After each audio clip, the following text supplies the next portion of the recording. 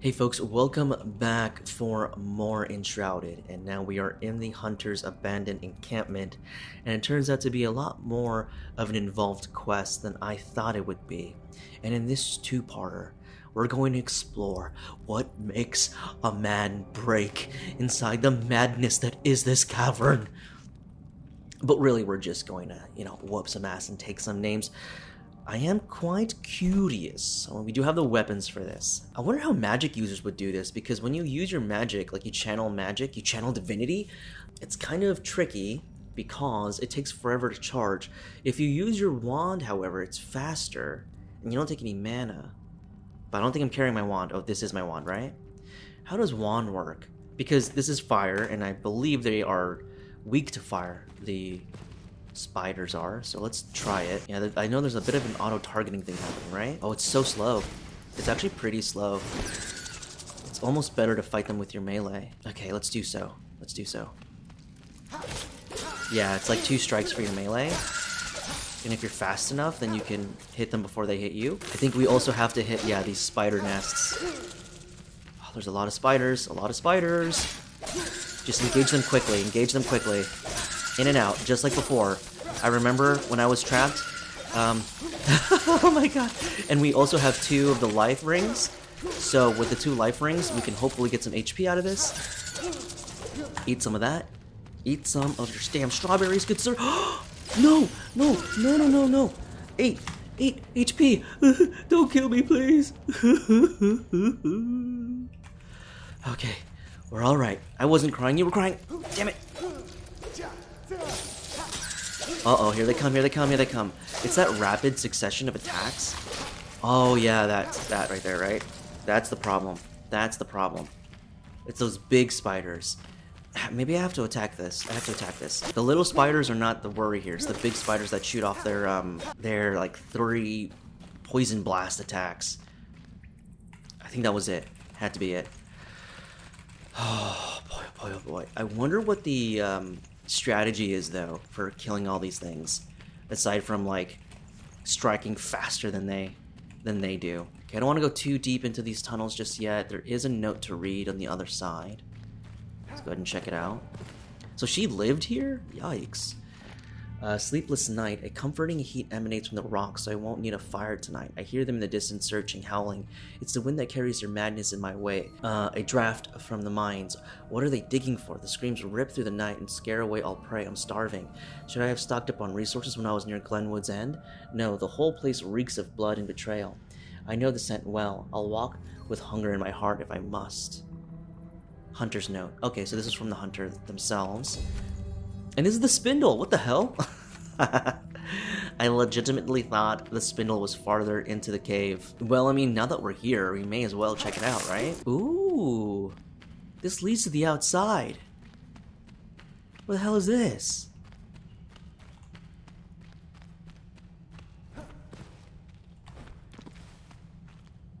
Huh. I wonder if you can, like, build a base here? And, like, fly into here. Wait, what am I looking at? Yeah, I'm looking at the ancient spire. That's wild. I think you can essentially build a base anywhere in this game. I mean, for the most part. And I just haven't figured out where I want to put my base. Like, it's just one of those things, Like, I really want to investigate further and explore more of the world before committing. Nice, treasure. Can you imagine, like, if someone were to make this their base, how many people this base can hold and shelter? It's amazing. Okay, maybe this is like a crystal? What is this? What is it? I'm not getting anything out of it.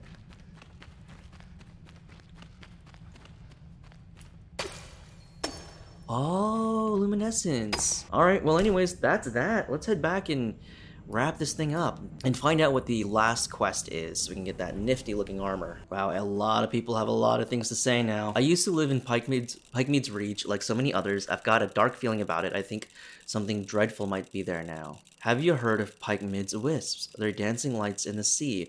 Good omens, but merely a trick of the light, I thought, until my daughter saw them.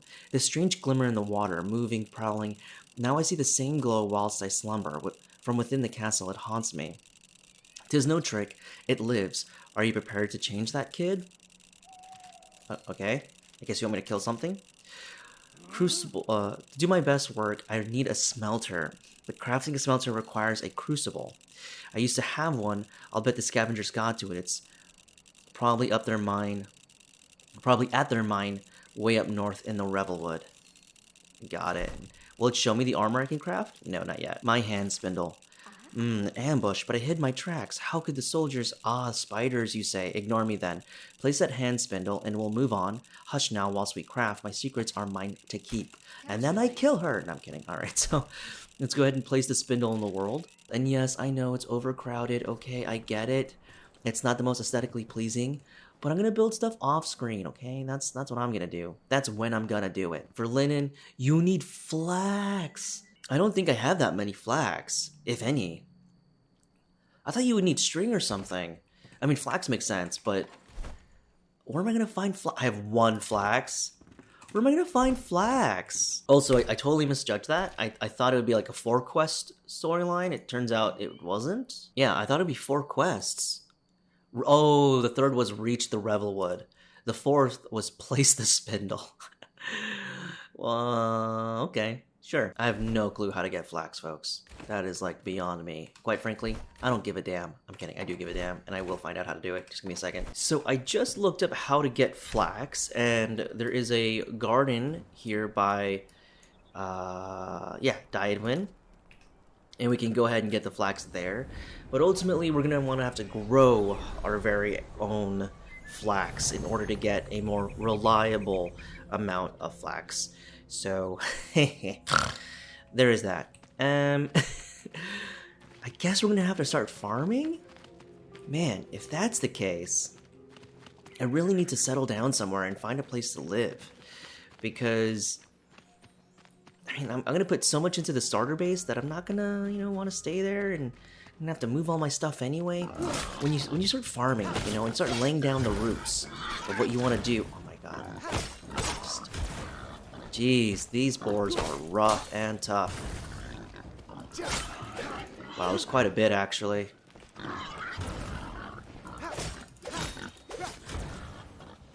Oh my god, there's a lot of freaking boars. What in the world? Were there this many before? Oh, let's do that.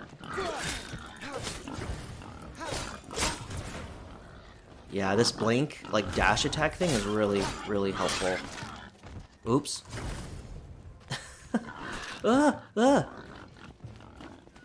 Just gotta move around, Move around them. We'll get through that. Get some HP back from all the attacks. Wow, I forgot I have a jump attack as well. There's the flax. Alright, here we go. Nice. With that, let's head back to base. Hey folks, so I have a confession to make.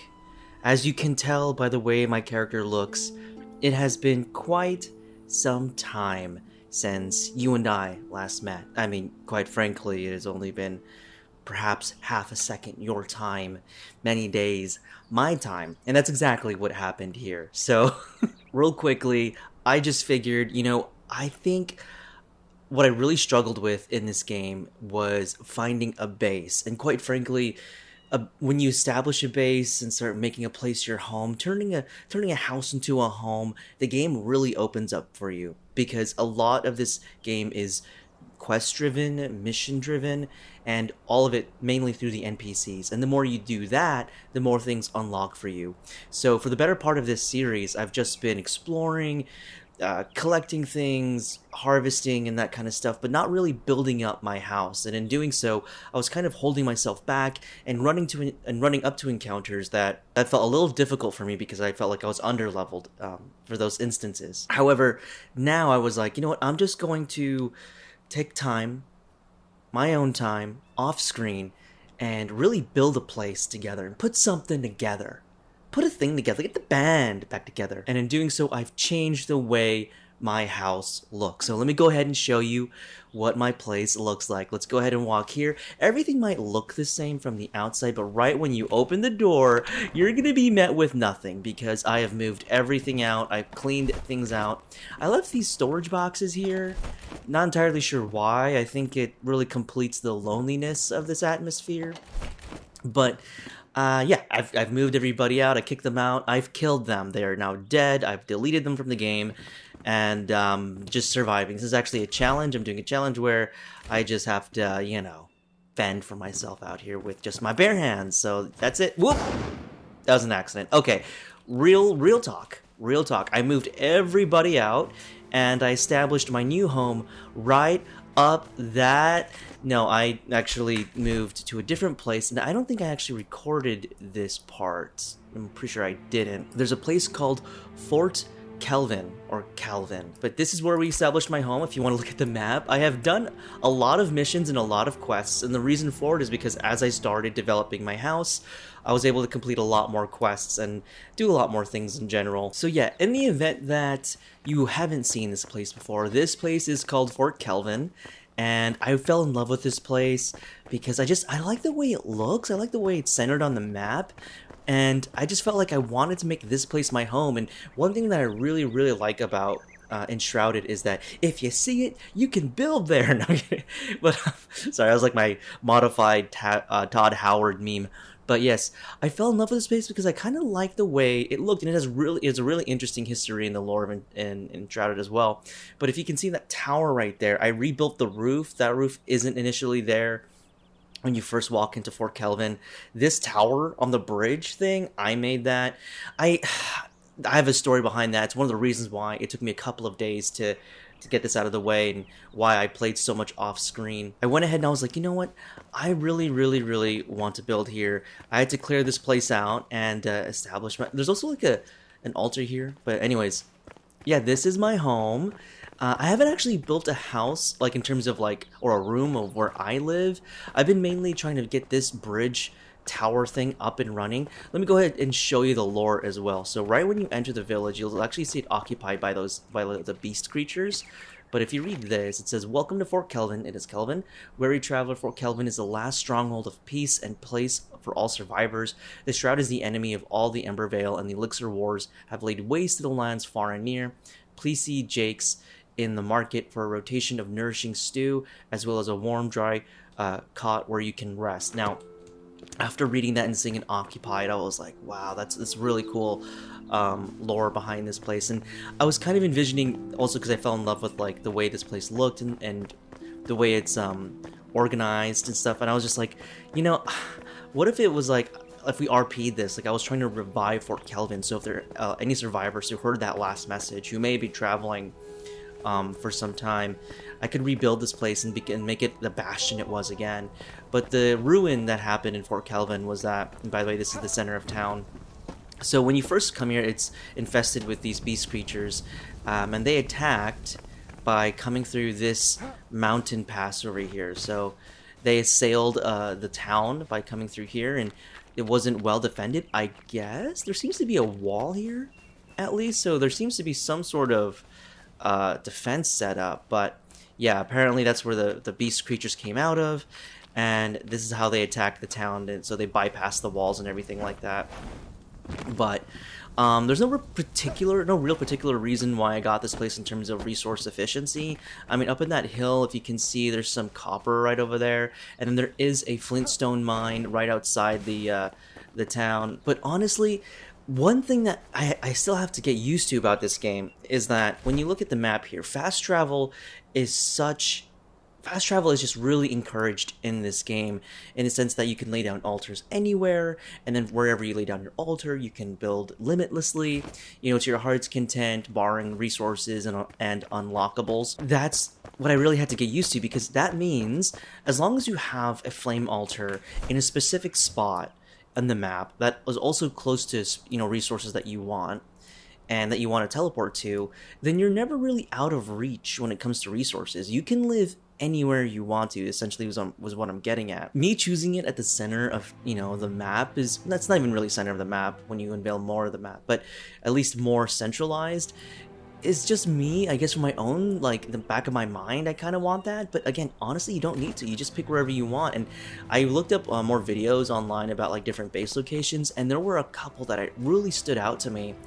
And I was like, maybe I want to go there. I mean, there's resources there. I don't have to keep teleporting. But even that teleporting is not a hassle. You get there's no, cost benefit to, there's no consequences to teleporting too often. There's no time delay. There's nothing. It's nothing like that. This game is incredibly accessible and really promotes a sense of progression. And the thing is, you kind of also want to explore. I think there's naturally a lot of interesting POIs, even when they're not like this. Like, there's some areas that don't have like these markers, and they're still really interesting areas to like build upon. Actually, this took me some time to get up and running it. So this tower, you can see the stones and the wood there. I kind of wanted to mix it up with more wood just to make it look like, obvious, like, I suppose, the contrast that I had, rebuilt this place or whatever. But this was initially my main setup. When I first got to this place, I put a flame altar right at the top there, so you can actually go in. And this is where I have a majority of my stuff now. It's all crammed. I know it's ugly. I know it's not aesthetically pleasing. I know. Okay, please stop judging me. But I just put everybody in here with all my stuff in here, just because I was thinking, like, I'm gonna put everyone here temporarily while I build everything else in the town. And to be honest with you, I might not even stay here. There's like another place that I saw in one like video for base locations that really caught my eye, but I haven't gone there yet. And primarily, I want to save, if I'm only going to be doing about 20 episodes of this series, I want to save that last like couple of episodes for when I get there. If I get there in those episodes, I actually don't know, but because I do want to explore more with you guys, but I do want to have some sort of like base to show you. In fact, as we go up here and I show you more of what I built up into this tower here, it's really important, I think, if you're watching this for the first time or watching a series for the first time, or playing the game on your own and you haven't settled on a base, build a base. Find something you like and build it. Even if you don't like it, let's say you don't like it, and you're at a place where you're just like, I can't really progress the game too much because, by the way, this is gonna be like a modified room. I was like trying to build a room here. I was thinking about it. I was like, maybe this will be my room, and maybe I'll have like a room where it's like divided here, and then Balthazar lives here because he's like a alchemist person. So I was like, maybe he wants like a tower because he knows magic and stuff. Very stereotypical things. Yeah, I built this up here. They didn't have a roof. This tower didn't have a roof. And that was one thing too. Like, a lot of this game is really about getting used to the building system, getting used to the Voxel building system. In previous episodes, I really canned the game. Well, I didn't can it, but I basically said I didn't like how when you convert resources into blocks, and then from blocks you build. I said I didn't like that initially. Now I understand why they have done it that way. And the reason for it is because you can essentially, if I can show HUD here, you can essentially recover a lot of resources if you make a mistake. In fact, not just a lot, but all of them. So because they're converted into blocks, I left my construction hammer. Hold on. Let me show you what I mean in case you're not privy to it, and why converting it into blocks is, I guess, in the long run, a better alternative. I still don't know how I entirely feel about it, but I understand the reasoning behind it. So the reason why building into a blocks or converting resources into blocks makes it incredibly versatile is that you can mold these blocks into essentially anything, because you can, if I can just show you, if I decide to use this one voxel, and I need to pick a resource. So I'll pick a resource, I'll pick this block, half timbered rock block. Oops, sorry. Alright, so if I build one thing here, I'm going to build 2 stacks, right? Notice how it says also 199 over 1, so I'm only spending 1 block. But if I want to recover that, I can just hit Y for undo, or I can just right-click it to remove it. I will say, though, one drawback for this building feature is the undo button. You can only undo, I think, like 5 times. In this game, you can't really, like, sometimes you can make a crucial mistake with the environment, and those, like, those assets can't be, repaired or taken back, so undo, I feel like, needs a lot of rework. But essentially, like, you can recover as much, building parts as you can because they're converted into blocks, is, I guess, what I'm trying to say. But also, more than that, what's interesting is that, let's say if you spend, let's not do foundations, let's do because foundations are kind of weird in this game where they'll actually like cut through some stuff. But let's say we build this here, right? And we wanted to make a wall that sort of cut through the base. What I found interesting is that if you look to 184 and then I spend 6, right? But if I move it closer to this, then I only spend 3 voxel blocks, which I think is really interesting because let's say you wanted to like quickly build on a place, you can just get a bigger block and it'll only spend, or I'm sorry, a bigger shape, you know, a shape that covers more, and then you'll only be spending what you'll need to cover whatever, you know, isn't meshed together. And I think that's really, really freaking cool because in other crafting games that require building, like I guess from my experiences from Conan and Ark, one of the biggest problems I've had building in those games is that the meshing, you know, when you would do walls and you'd put them together.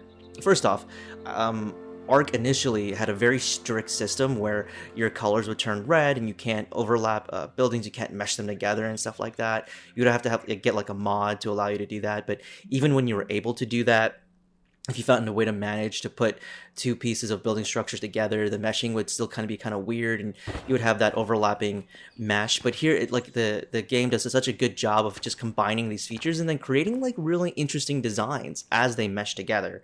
Again, really, really cool. So as much as I was, you know, kind of upset about the extra barrier of like making blocks to turn that into something as an extra step when it comes to building, I do see its point. And I like it better. I like it better now, having built stuff myself. But one of the reasons why it took me a couple of days, and like going back to my point earlier, was that I was learning how to build. I was learning like how to use the system. And again, building, even if you're not creative, I'm not creative. I'm not a creative person at all. You know, if you're really interested in that kind of stuff, you know, some things that I did was just like I looked up builds on YouTube just to get inspired. I looked up real life buildings on Google just to be like, what would that look like? Even then, I couldn't even really get it to the way I liked it. I settled with this tower essentially, but I was like, yeah, you know, I'm not even entirely satisfied with that. So even if you're not the biggest person when it comes to building, I would really suggest you really take in that part of the game, mainly because it's, interestingly enough, it's a big part of this game's progression. So just circling back again as to like why building a base is really important is because you really need to lay down these buildings like this, what is it called? A smelter and a kiln, because all these resources really open up more things for your crafters, essentially. Like through him, I was able to craft or have the availability to craft like the tank set, the adventure set, for, you know, this carpenter guy is where you get more things available to you to make more cool stuff. It's just really important to get their quest going. Again, when I mentioned earlier that this game is really narrative, quest, mission driven, it's because I guess for what I'm used to in many crafting games that I've watched, played, and know of, they're mainly unlocked through just the leveling system. Like the more you level, more things unlock for you, and or the more you explore, you can like uncover new things, and the more you explore and defeat bosses, that's when you encounter more unlockables. This game really, really like operates on quests, and the more quests you do for these individualized NPCs, the more becomes available to you, and it kind of I don't want to say holds your hand, because in most open world crafting games, you sort of have to discover the unlockables, but here it holds your hand in a sense that like each person here is going to give you a mission. As you complete those missions, you'll just have way more stuff to unlock.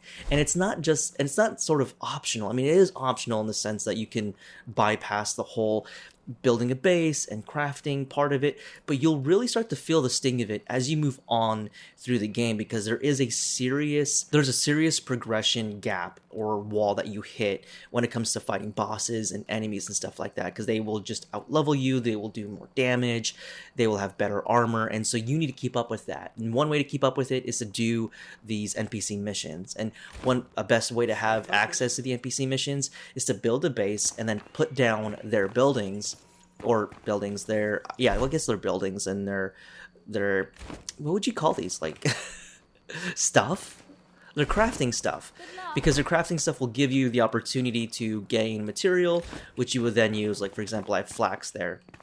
A really important resource. This flax is a flower. Yeah, I started a garden, so this is my garden right here. You use flax, and then you give it to the hunter, and I put the hunter in there. But the hunter then has a spindle, and she turns that into wool or linen. Sorry, she turns that into linen, and linen is used for essentially all armors, like all high tech, all high-end armors throughout the game. So that's when you really need to, if you're going to need linen and flax in that abundance, you're going to need a garden. And if you're going to need a garden, you might as well put down a base, right? So all of that really goes back to the fact that you should be building a base somewhere. You should be finding a home somewhere. But a cool thing, like I was saying earlier before I got sidetracked, sorry, I am scatterbrained. I do apologize for that. If you have been following in this channel, you know that I do get scatterbrained and I jump topic to topic. But what I meant by, you don't have to love or be committed to a place, you know, like even if I built all this structure, right, I don't have to feel too committed, because as you saw in the build mode, I can just recollect stuff. I can just, at any point I built this place, I can just go to my construction hammer, I can go here, I can highlight it here, and then just remove it. Okay, remove it. And then look at the resources I collected. That's all the resources. That's all the resources. Those 24 blocks.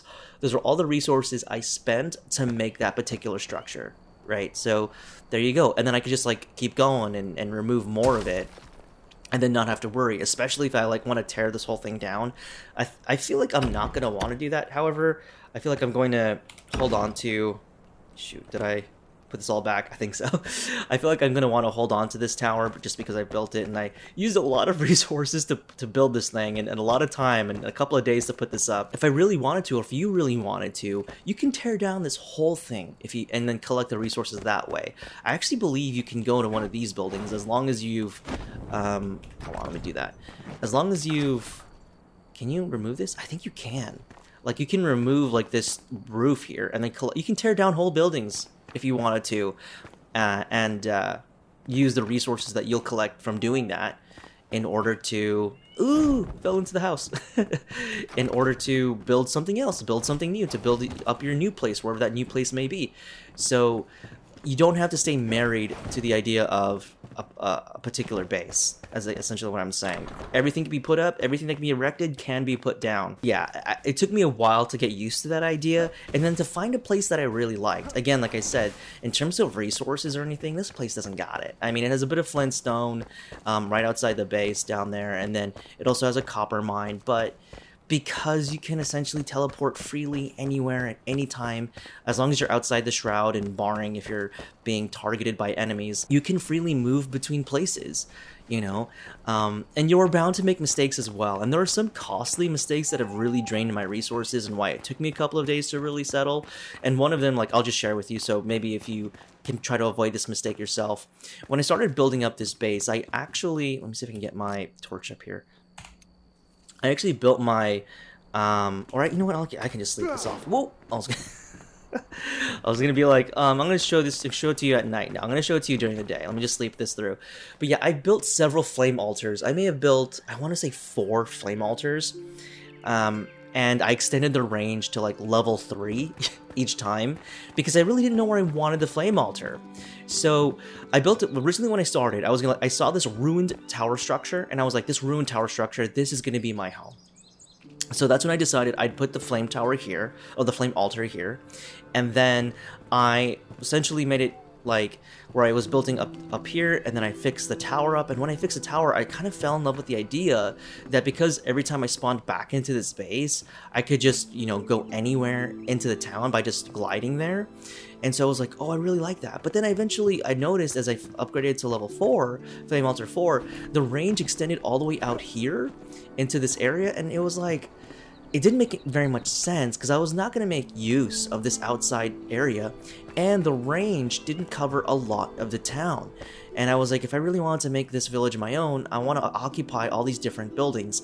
Even now, it's not perfect. It's not where I want it to be, but it's covering more of the village, or the town, I should say, than it was prior. And so it took me several flame altars to figure out, like, where do I want this? Because at one time I put it there. I moved it closer up to the front here, thinking I would cover more.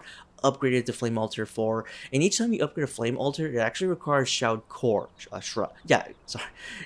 Every time you upgrade a Flame Altar, it actually requires 10 to like, I think, yeah, up to like 10 Shroud Cores.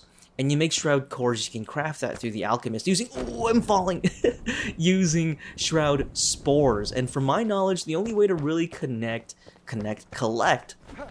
Shroud Spores is through defeating enemies in the Shroud, right? Those mutated creatures. And the thing is, they're really hard to collect. You know, like you could grind and stuff like that and collect them from them, and collect the spores from them, but man, it can get really tedious, especially because you have that external factor that you are being timed because you are in the Shroud and stuff like that. But I may have had like, I don't know, like 100 plus Shroud spores, and I spent them all making these Shroud Cores and just wasting a lot of resources on Flame Altars. You know, I moved it a second time over there. I moved the Flame Altar over here, thinking it would provide a lot of coverage, and the only way for me to really know how much coverage it would provide is that I would just level it up all the way and then see what did it cover. And even then, when I placed the Flame Altar here, it still didn't cover a lot of the town. And so eventually I decided, okay, there's this bridge out here, right? And I want to make use of it, especially because it took a lot of damage and it's at the center of town. And I figured, like, if there was going to be, like, if I wanted to RP this, if there was going to be a revival of the town, the first thing I want people to see is this tower or this bridge as a symbol of like reconstruction and protection. And so I was like, I want to rebuild this bridge, but I had so many like design flaws and things I didn't like. Like initially I built pillars here to make it all the way up here, like to build it really, really tall, but then it came out looking all boxy, and I was like, I don't want to do that. And I don't know how to build with that. Honestly, I build better when I think in much smaller terms, or when things are much more clustered. And I'm okay with this one. Again, I'm not the best builder or anything like that. I don't claim to be, but you know, with my own limitations, with my own creativity, I felt like this was the best. Whoops, I thought that was I thought it was a platform that I could stand on, because I wanted to give you a better view of this. But I felt like maybe this was just the best I could do with that. And this bridge has went through many iterations, and because of the Voxel build design, or the Voxel build philosophy, I was able to tear down this place, build it up again, tear it down as many times as I wanted to get this just to the way I want it to be for now. So that's why it took me so many days to really put this whole thing together. And even after all those days, I want to say it's been 4 days I've been working on this off screen, I've only been able to finish this tower and finish this bridge tower thing. But even then, I haven't even built all the crafting work of benches and workshops and everything like that. I haven't moved these people into their homes, which I would imagine I want to move them into here or into there. Who knows, I might not even do that. But I haven't finished any of that kind of stuff, because I did want to play the game with you guys and continue making progress with you guys, watching and stuff like that. But that's essentially what I've been doing. Okay, so I also want to talk about like the armor that I have here. It is the adventure chest. As you saw earlier, I got that from the blacksmith. I unlocked this by doing their quests, and the reason why I did these quests off screen was because there was a lot. there was a lot, and I really want to make significant progress through the last couple of episodes as we bring the series to a close, for at least momentarily, until more updates and more traction, should there be traction, really pick up for this series. But I really want to make significant progress off screen so that we could do more in the last 4 episodes. But in doing so, and following those quests that unlock more stuff that these NPCs give you and assign to you, you get more gear and stuff that you can use. And so I got the adventure chest, I got the adventure gloves, adventure trousers, and then ranger boots because of stamina regen. I'm sticking to the marksman hood for now as well, because I do use the bow a lot. But then I found another tainted axe at level 19. So I was like, oh, that's perfect. And then I found like this guillotine that I've been using. Super slow weapon, but it does a lot of damage, and I'm trying to get used to it because I do like the idea of having a two-handed weapon. Yeah, that's essentially my character. Oh yeah, I got a medium backpack. Again, these all unlock to you the more you do your NPC quests. And in order to get a better feel of your NPCs and to actually engage thoroughly with the quests that your NPCs give you, you have to build a base. You have to settle down somewhere and build their things, build their workshops essentially. and farming is really important in this game. If you don't have access to flax, the flowers that then turn into linen, you don't have access to the higher end armor. And it's just, there's no way, the world does not produce the amount of flax that you need, or not, yeah, the amount of flax flowers that you need to just go into like do a run. Like there isn't like a bed of flax lying here somewhere. You might find at max maybe 10, 10 flax. But you really need to start gardening, because one flax, I'm going to show you the HUD here. So, to give you an idea, one flax turns into 10 seedlings. So that's 1 for 10. That's huge, all right? That's huge. Because one flax, and I'll show you what's the cost for linen here. So I decided to put the hunter up here as well, because I figured like she'd want to be in the highest point here. But here's the hunter. Her flax station, it requires 2 flax for 1 linen. Like, that's a huge price, all things considered, by the amount of linen you'll need throughout the game, because linen is not just used for armor, it can be used for a variety of higher end things as well. The flax to linen ratio is very costly, so it's not productive and efficient for you just to go into the world and pick up flowers. You need to grow them, and gardening is not that difficult, actually, in the sense that, like, getting started and putting up a garden isn't that difficult. What can be tedious is plotting things down, and then harvesting it, and then starting the routine over again, and then being bottlenecked with water. Oh yeah, I kept, in previous episodes, I was like, why do I want water? What do I want water for? Stamina regen, it's not that big of a deal. I don't need that much water. Well, stamina regen is a big deal, first off, and secondly, water is more important for gardening. Like, you really need it for gardening. For flax particularly. So flax requires 2 water here. Not all things will need water, like if you wanted to do red mushrooms, which I did for a bit, and then now I'm like, I don't need that, because red mushrooms in the world is actually quite plentiful, and I was really doing this just to get potions.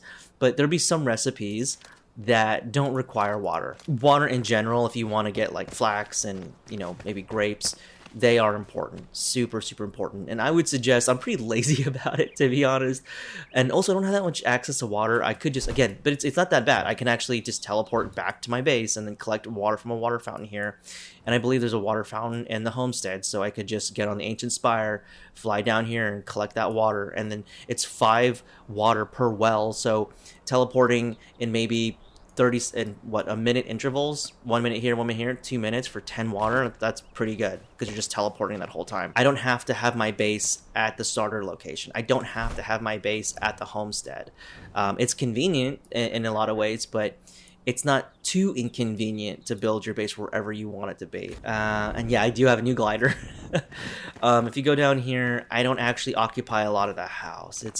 It stops right here, which is a good thing and a bad thing. It's a good thing because I have access to copper, right on this mountain, and it'll always be refreshed every 30 minutes. It'll be refreshed, or every time I start the game up, it'll be refreshed. I mean, every 30 minutes in a zone that you don't visit is a zone, like if the zone hasn't been visited in 30 minutes, it'll be refreshed to you. But if you revisit it within that 30-minute time frame, it'll actually redo the timer. So at least I have access to copper here. But I mean, there's copper again anywhere. I found a copper place here, like in this area. I could just teleport here, go there. Oh, this is clay, but there's also copper over here in Diedwyn. There's amber here that I can fly to, going to the ancient spire. I mean, it's just, all resources are within reach. But I kind of wanted to build this house and make this one my house, where I live. I don't occupy most of it, and my fear is like I'd actually like build on the edge here. Like, oh yeah, see, if I wanted to build here, I couldn't restore this hole in the roof, because what would happen is, since it's outside the zone, it would just like delete my wall, essentially, my roof, and then make it disheveled like this all over again. So there's no real point in occupying this house, unfortunately. Because one of my goals as I was building it too, like as I want to like RP this in my head, was I wanted to seal up this wall, in the sense that like I wanted to make it where I would make it defensible, and then have this as an access point, because you can actually travel through this mountain. It's a cave passage that leads right into Thornhold, so it's a hole in the wall, it's a hole in the mountain that you do want to keep open. But I was gonna reinforce this and make this into like an actual like defensible structure, because in my mind, or in my RP, And it's kind of the way they described it, like they were sneak attacked, like they didn't know that this was happening. But in my RP, what I would do now is I'd make this a completely defensible structure. I would clear out like this area or the passage and fortify it, so should, you know, people rejoin us, or even like our NPCs and stuff, we can easily defend this area now and funnel them through that cave and fill that hole with the corpses of our enemies, essentially, and, you know, make sure this Fort Kelvin remains strong for against a second invasion. But at any rate, that's all I have for you in this episode. I know I talked a lot and there wasn't much in terms of gameplay from exploration, but I really want to share with you what I experienced and what I've done and what I've been doing with my own life. No, I'm kidding. But like, yeah, I just wanted to update you with what I've been doing off screen. And yeah, I hope you enjoyed this episode for whatever it was worth. But in the next episode, we'll definitely go out more exploring some more. We're going to be going into this south end here, to the VUCA ceremony, to these question marks, exploring more up north. And I do want to also take Glenwood's End. This was like another potential base structure that I was thinking of, and you'll see why. We're going to go ahead and clear this area. It's also a mission, so we should be, you know, fighting this area. There is a boss here as well, a mini boss. So we'll be doing a lot more in the next episode in terms of gameplay. I do want to also mention these elixir wells, or elixir well, singular, not plural, are incredibly important for skill points. I didn't even know that. I just started clearing them out because I was just clearing them out. And I know I cleared some out earlier, but I didn't understand that they were connected. In Shroud Root and Elixir Wells, I didn't understand that they were actually connected to skills. Every time you clear them out, every time you destroy a Shroud Root, every time you clear out an Elixir Well, you get points, you get skill points. And I've been using those skill points to essentially develop our skill web. So yeah, I advise you, if you're playing this or playing along, that you go ahead and clear them too. Take every opportunity to go through these elixir wells, because skill points are so important. But yeah, in the next episode we'll go ahead and explore more and whoop some ass. But I hope you enjoyed this episode.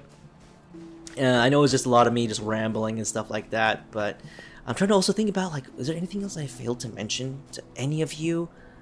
Not that I know of, but anyways, I'll miss you guys until we see each other again in the next episode.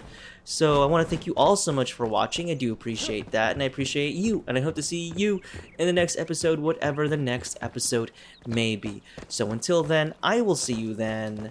Bye for now. And yeah, this is the bed that's for the hunter. I built her bed like right here because I was like, maybe this is her bed, but then I use the bed all the time though. There she is. I use the bed all the time because, you know, I warp in here and sometimes it'll be at night and I'm just like, I need to pass the time. So I'll like sleep in her room and stuff. Initially I was like, is this going to be my room? Is this where I'm going to live? But I'm like, I don't want to live on the bridge tower. I mean, if I lived in a tower, I don't want it to be like in a bustling place like this. Like, you know what I mean? I feel like she would want to live here because she's like a hunter and she's a fighter, she's a warrior, so she would want to, you know, want to be in a high perched place. Originally I was like, maybe she should be at the tower, but I was like, nah, it's for Balthazar maybe, or maybe for me. But I don't even know where I'm gonna live. I don't want to live in the front. I don't want to live over to the side there. I wanted to live right in that building, but it didn't turn out the way I wanted to, and I'm not building another flame altar to reposition it, you know, like, I'm just not going to do that. I've already settled that this would be where it's going to be, you know. I mean, maybe I could build it on that church. Where's the... I know, I did my outro, and here I am talking to you guys again. Also, enemies, I believe, despawn. So, like, if your range is out here, and this happens to be a spawn location for monsters, and the monsters are roaming the area, yeah, they're kind of bugging out right now, because they're being pushed away from the base. But yeah, like, oh, I died. I'm kidding. But yeah, maybe I should have built my house over here. It's kind of a hill that's sequestered outside the town, right? Yeah, that'd be nice if I could build my home over here, but the radius doesn't reach that far. And the flame altar doesn't allow me to upgrade it past 4. Yeah, I think this would have been a great place to live, actually. Clear all this place out. Yeah, this is a former church. I could have just built this as my own home. Had the range. I mean, the range extends here, right? But as you saw, that's a shaman monster beast thing. And if I built my home here, it's going to be like right outside my door. That's not immersive at all. So I don't know if I'm going to build my house in there. Maybe if you can extend the flame altar, maybe if I progress the game, maybe I can build the flame altar to at a higher level. Let's see, what level is it at now? Upgrade altar. Okay, so altar level 4. I'll have to check on my own time if it goes over altar level 4. Or perhaps it does, perhaps it doesn't. At any rate, I'll see you in the next one. Thank you for watching. Bye for now. Bye bye bye bye bye bye.